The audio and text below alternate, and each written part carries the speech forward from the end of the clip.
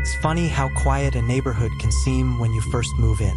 I remember when I got the call about the house I'd bought in Maine. A small, two-story home on a quiet cul-de-sac with a large old oak tree in the yard. It looked perfect. A little dated, sure, but I was looking for something I could make my own. And the price was right. I'd always wanted to live in a rural part of New England. The calm, the isolation, it felt peaceful. No crazy neighbors, no traffic, just me and my dog, Abby. That's how I thought it would be, just peace. But there was a small detail that nagged at me from the start. It was the house across the street. From the moment I arrived, I noticed it. The house was identical to mine, built around the same time, but it had an eerie, abandoned feel to it. The lawn was overgrown, and the windows were covered with yellowing curtains. No cars in the driveway, no lights in the windows, just silence. A place frozen in time. I didn't think much of it at first. It was just one of those things, an abandoned house in a neighborhood that was slowly decaying.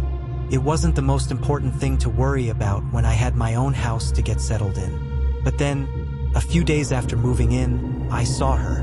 I was sitting on the couch one evening, scrolling through my phone when I glanced up and noticed something in the window across the street. A girl, standing in the upstairs window. She was staring directly at me, motionless, pale skin glowing in the dim light of the room. She was wearing a white dress, her hair long and flowing, but her face was impossible to make out. It looked like she was just waiting. I froze, my heart pounding in my chest. There was something so unnerving about the stillness. It wasn't like she was a normal person just standing there. No, it was as if she was deliberately trying to get my attention. Couldn't look away. Then, just as quickly as she appeared, she vanished from the window. I shook my head, telling myself it was just my mind playing tricks on me. Maybe it was a reflection, or I had seen something that wasn't there. But that night, I couldn't shake the feeling of being watched. Every creak in the house, every gust of wind outside made my skin crawl. I kept the curtains drawn, but I couldn't forget that image of the girl. The next day, I decided to ask around. I knocked on a couple of doors, asking neighbors if they knew anything about the house across the street. It was clear that no one had lived there for a while. But then, an older woman named Mrs. Perkins, who lived next door, leaned in close when I asked about it. She hesitated for a long time before speaking. "Oh, you noticed her too," she said softly, almost as if speaking to herself. "I don't know who she is, but she's been there for years. People used to say she was a ghost, but I think she's just something else." "What do you mean?" I asked, confused. Mrs. Perkins lowered her voice. "The girl in the window, honey. She shows up sometimes. Always in the same window, always staring. Some people say she's the daughter of the people who live there, but that's not the whole story." I was about to ask more, but Mrs. Perkins' gaze shifted nervously to the window. "You should stay away from that house, dear. Trust me." Her words sent a chill down my spine, but I dismissed it. Old folks have a tendency to tell spooky stories. I laughed it off, thinking I had just moved into a neighborhood full of superstitions. That night, I decided to investigate. I walked across the street to the abandoned house, Abby by my side. The windows were still dark, and the air felt thick with silence. The grass underfoot was overgrown, the front porch steps rotting away. It looked as though no one had set foot in the house for years. I stepped up to the door and tried the handle.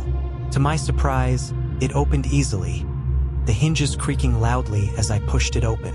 Inside, it smelled musty, like mildew and dust. The floors were covered in a thick layer of grime, and the furniture was covered in white sheets, abandoned and forgotten. I made my way through the house, each step echoing through the emptiness. As I approached the staircase, I felt a sudden unease. Something about the house made me feel trapped. Every instinct told me to leave, but curiosity got the better of me. I reached the second floor and found myself standing in front of the room where I had seen the girl. The window was covered in thick curtains, but I could make out a faint outline of the shape of the room inside. I slowly pushed the curtain aside and peered in. And there she was again, the girl. She was standing by the window, facing me, her face just as pale and lifeless as before. Her eyes locked onto mine, and for a moment, time seemed to stop. I tried to move, but my body wouldn't respond. I was frozen, unable to look away. Her expression was blank, almost vacant, as if she wasn't seeing me, but looking through me. I don't know how long I stood there, staring at her, but when I finally snapped out of my trance, I ran. I didn't even bother to close the door behind me. I sprinted back to my house, heart racing, gasping for air. The girl's stare was burned into my mind, and no matter how hard I tried to shake it off, I couldn't escape the feeling of her presence following me. That night, I couldn't sleep. I kept seeing her face in the shadows of my room, hearing the faintest whisper in the back of my mind. It was like she was calling to me, trying to get me to return to that house. The next morning, I called the police. I didn't tell them everything. I didn't think they would believe me if I said I saw a ghost. They arrived and checked the house, but they found nothing unusual. The house was abandoned. No one had been living there for years. They said the girl was probably just someone who used to live there, and her image had become a part of the house's history. Nothing to be worried about, but I knew what I saw. It's been weeks since that night, but every time I look out my window, I can't shake the feeling that she's watching me again. And every time I close my eyes, I see her standing there, waiting. I don't know what she wants, but I fear the day she decides to make her move. I bought my first home when I turned 28. It was a modest, two-bedroom place on the edge of a quiet neighborhood outside Atlanta. Big enough for me and my dog, Buster, and small enough that it wouldn't overwhelm me. The place needed work. The paint was faded, the porch sagged a bit, and the crawl space underneath the house reeked of old mildew and dirt. But it was mine. First, I loved everything about the house. I'd wake up to birds chirping instead of sirens, neighbors waved when they passed, and the guy next door, Mr. Hall, seemed like a Southern grandfather cliché. White hair, glasses, always wearing suspenders. He brought over banana bread my second day there, said, "We like to look after our own around here," and smiled warmly. But that smile, something about it felt like it never quite reached his eyes. He was helpful, though. He'd offer to take my trash bin out if I forgot, warned me about raccoons getting into backyards at night, and pointed out where the fuse box was during a thunderstorm. At first, I figured I was lucky to have such a sweet old man living next door. But about 3 weeks after moving in, things started to get weird. It began with small things. I'd leave a light on and come back to find it turned off. My front doormat kept shifting like someone had stepped on it, even when I hadn't had visitors. My back gate, which I always locked, would sometimes be found cracked open in the morning. Then one afternoon, I was checking under the house for a minor leak. The plumber I called had told me there might be some old pipes that needed replacing. So I crawled into the low, dirt-packed space under the house with a flashlight in hand, expecting dust and spiderwebs. What I found stopped me cold. Someone had been living down there. In the far corner of the crawl space was a makeshift bed, made out of flattened cardboard boxes and an old sleeping bag.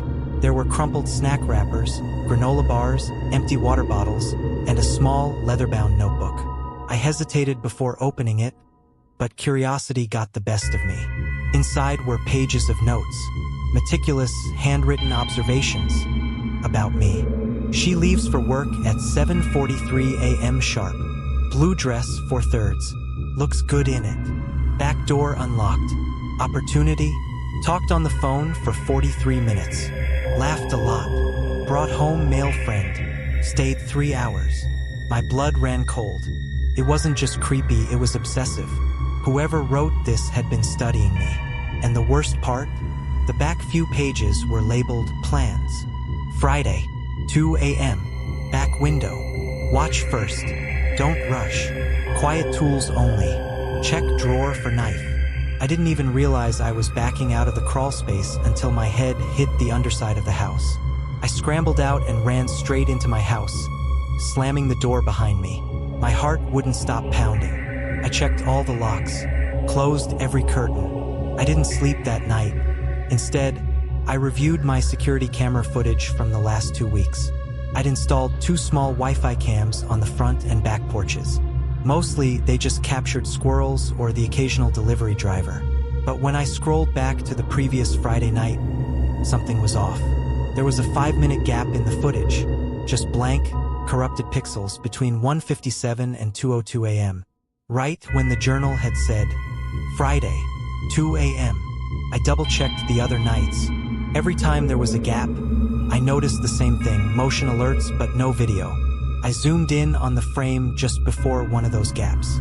And in the background, just barely visible, was Mr. Hall's silhouette, standing in his yard, facing my house, still as a statue. I called the police. When they arrived, I handed them the notebook, showed them the crawl space, and pointed to the corrupted camera footage. I even showed them Mr. Hall standing in the yard. One of the officers raised an eyebrow. "This is serious," he said. "We'll talk to him right now." They went to his house while I waited behind a locked door, phone in one hand, Buster trembling beside me. After 20 minutes, the officers came back and told me he denied everything. Claimed he never went under my house, that I must be confused, that maybe someone else had been squatting under there. But he has no alibi for those nights, the officer said. And frankly, the notes are disturbing. We're putting a patrol car on your block for the next few nights. That was it. Just a patrol car. Mr. Hall wasn't arrested. He wasn't even cited. The police strongly advised him to stay away from me. The next night was Friday. I didn't sleep. I sat in the living room, all lights off, phone charged, one hand holding a can of pepper spray, the other clutching a baseball bat. At 1:58 a.m., the motion sensor on my back porch went off. I didn't move. I just watched the backyard through the blinds. And there he was, Mr. Hall, wearing black gloves, crouching beneath my kitchen window, holding something long and shiny. I hit record on my phone and dialed 911. The moment he tried to pry the screen off the window, I shouted through the glass, "I'm on the phone with the police. I see you." He froze for half a second, then bolted. The patrol car showed up 4 minutes later. They caught him 2 blocks away, panting, trying to act like he was out for a walk. He was carrying a crowbar, a knife, a roll of duct tape, and latex gloves. The arrest was quick after that. He claimed he had concerns about my safety, that he sensed I might be in danger. He twisted it into some delusional fantasy where he was protecting me. The police didn't buy it this time. He was charged with attempted burglary and stalking. I sold the house within the month, took a loss, didn't care. The new owners renovated the place, sealed off the crawl space completely. But before I left, I asked to take one last look under there. The bed was gone. The wrappers were gone. But someone had carved something into the wooden beam right above where the notebook had been found. One word, scratched in, messy, but legible. Soon, I still keep that notebook in a lockbox. Not as a trophy, as a reminder. Sometimes people who smile the warmest are just practicing how to look human. I moved to Seattle for a fresh start. I'd just gotten out of a long-term relationship. My job let me transfer remotely, and I wanted to be somewhere new, quieter, somewhere I could heal. So I rented a small studio apartment on the 3rd floor of an old building in Capitol Hill. It was nothing fancy. Creaky floors, noisy plumbing, and paper-thin walls, but it had character. The kind of charm that makes you overlook its flaws.